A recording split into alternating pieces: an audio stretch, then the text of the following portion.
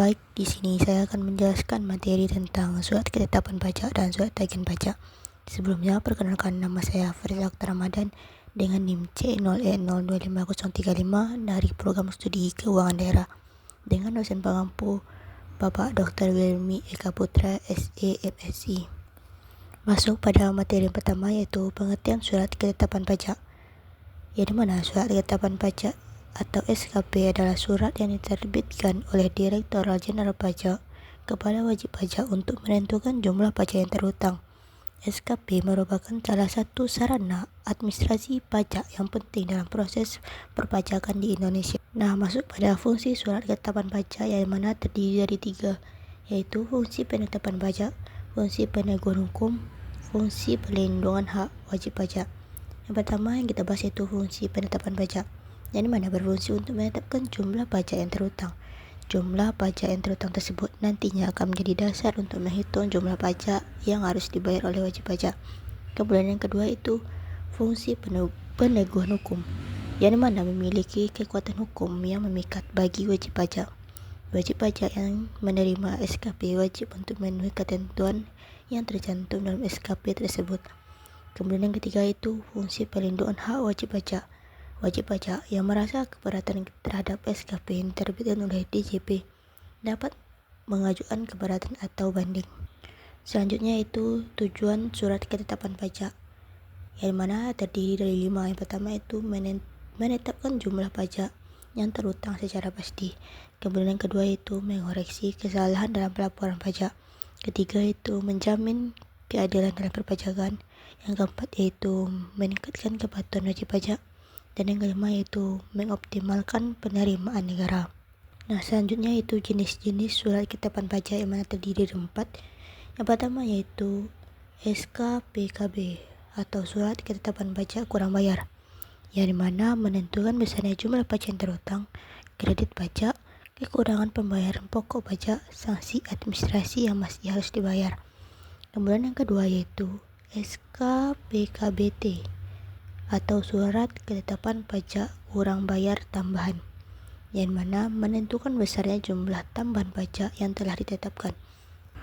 Kemudian yang ketiga yaitu SKPLB atau surat ketetapan pajak lebih bayar, yang mana untuk menentukan jumlah kelebihan pembayaran pajak karena jumlah kredit pajak lebih besar dari pajak yang terhutang atau tidak seharusnya terhutang. Kemudian yang terakhir yang keempat yaitu SKPN, surat ketetapan pajak nihil, yang mana untuk menentukan jumlah pajak yang sama besarnya dengan jumlah kredit pajak atau tidak ada pajak terhutang. Kemudian selanjutnya itu alasan terbitkannya surat ketetapan pajak. Pertama yaitu adanya ketidaksesuaian antara pajak yang dilaporkan dengan hasil pemeriksaan. Yang kedua yaitu wajib pajak tidak menyampaikan surat pemberitahuan atau SPT. Kemudian yang ketiga itu terjadinya kesalahan dalam pengisian SPT.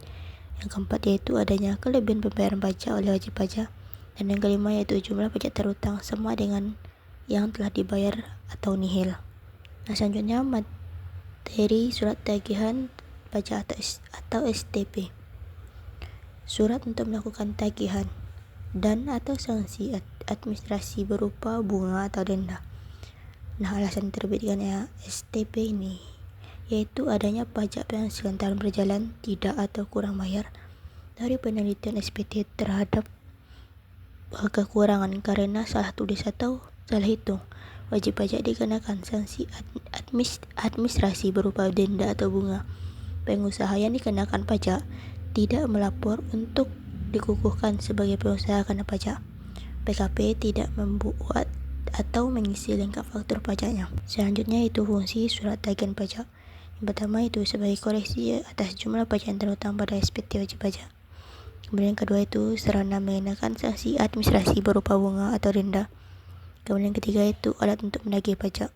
Selanjutnya itu sanksi administrasi STP, yang mana terbagi menjadi 3 yaitu jumlah kekurangan pajak terhutang dan STP ditambah sanksi administrasi berupa bunga sebesar 2% per bulan atau maksimal 24 bulan dihitung sejak saat terhutang pajak.